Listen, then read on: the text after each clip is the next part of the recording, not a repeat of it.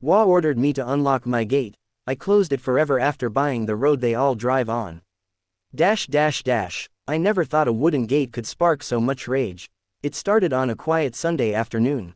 My wife and I had just moved into a little farmhouse on the edge of a suburban development. The house wasn't part of the HOA, and that was deliberate. I'd grown up in a neighborhood where the HOA president acted more like a dictator than a volunteer. Every time my dad left his trash bins out 10 minutes late, he'd get fined. When he wanted to paint the house a shade darker, the board denied him. I swore I'd never put myself under that thumb. So when this property came up for sale, with its land, its privacy, and its gravel driveway ending in a strong wooden gate, I felt like I'd finally found freedom. That gate was more than just a barrier, it was peace. At least until the HOA across the way decided it was their business. I still remember the letter. Bold font, stern words, demanding that I unlock my gate during daylight hours for community access. Their reasoning: my driveway cut through a narrow strip of land that most of the neighborhood used as a shortcut to the main road. Apparently, it had become a habit for years, back when the property belonged to a quiet older couple who didn't mind. But now, with me living there, things were different. I refused. Within a week, I started noticing things. Cars would idle at my gate, honking. Someone left a passive-aggressive sticky note that said, "This isn't your road." A woman even banged on the gate one morning while I was sipping coffee on the porch, yelling that I had no right to close off her commute. I brushed it off at first. People get entitled. They'd adjust. But the HOA didn't take no for an answer. 2 weeks later, I received a formal complaint delivered by hand. The board president herself, an older woman named Carol with a perfect haircut and a smile so tight it looked painful, strode up my driveway with 2 board members behind her. "You're in violation," she announced. I laughed in her face. "Violation of what? I'm not part of your HOA." "That may be true," she said, her smile fading, "but your actions are obstructing community access. We expect cooperation." "Cooperation," I repeated slowly, "or what?" Her eyes hardened. "Or we'll escalate." I watched them march back down my driveway like soldiers retreating from a battle they weren't done fighting. I thought it would end there, just noise. But I underestimated how far entitled people will go when they think they own you. The harassment grew. HOA members would loiter outside my gate, shouting insults when I walked by. My mailbox was smashed, twice. A bag of trash was dumped at my driveway entrance. It was petty, it was childish, and it was constant. Then came the lawsuit. I stood in court with my lawyer while the HOA claimed easement rights. They insisted that the road leading to my gate had been community property for years and that I was unlawfully restricting access. I was nervous.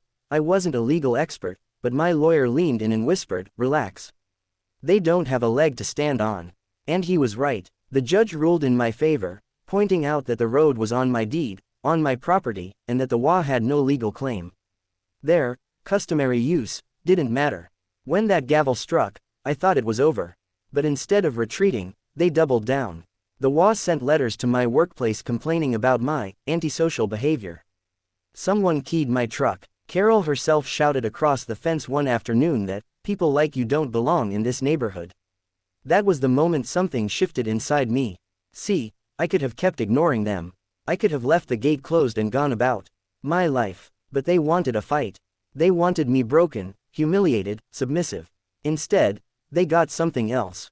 I got even. One night, I sat at the kitchen table with property maps spread out in front of me. I started looking into the history of the land, the road, the development. And that's when I noticed something that made my pulse quicken. The HOA's entire subdivision, every single house, depended on one main road to connect them to the highway. That road wasn't actually owned by the city. It was still private, and the elderly man who owned it lived 2 towns over. It took one phone call, one meeting at a diner, one signed check, and suddenly, I owned the road. I'll never forget the look on my wife's face when I came home with the paperwork. "You bought it?" she asked, eyes wide. I grinned. "I did, and now it's mine to do with as I please." The power was intoxicating. I waited. I didn't rush. I let the HOA stew in their own arrogance for a few more weeks, still believing they had leverage over me. They sent another letter demanding my gate be unlocked. That was the final straw. The next morning, I posted bright red signs all along the road.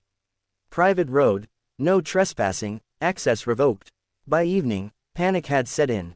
Neighbors gathered in little knots, pointing at the signs, their voices sharp and angry. Cars lined up, realizing they couldn't get out without my permission.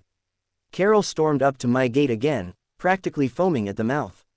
"You can't do this," she screamed. "I can," I said calmly, holding up the deed. "And I already did. You'll be sued. The city will stop you." I leaned against the fence, smiling. "Check again. The city never owned this road. You should have done your homework." For the first time, I saw fear crack through her mask. The HOA scrambled. Emergency meetings were called. Desperate letters were sent. They begged, they threatened, they offered to negotiate.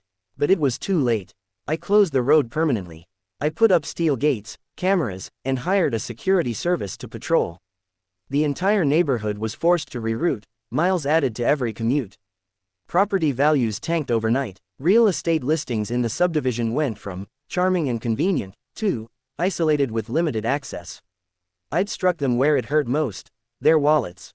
Some tried to fight back. Lawsuits were filed, but one after another, they crumbled. My ownership was airtight. They had no claim. The HOA president eventually resigned in disgrace, her power shattered. Months later, I sat on my porch, sipping coffee, watching the sun rise over my land.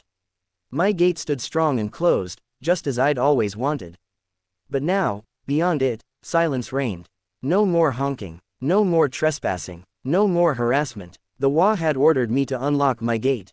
Instead, I closed it forever, on them. And the best part, every morning, they had to drive miles out of their way to see it standing there, a reminder that they had picked the wrong fight.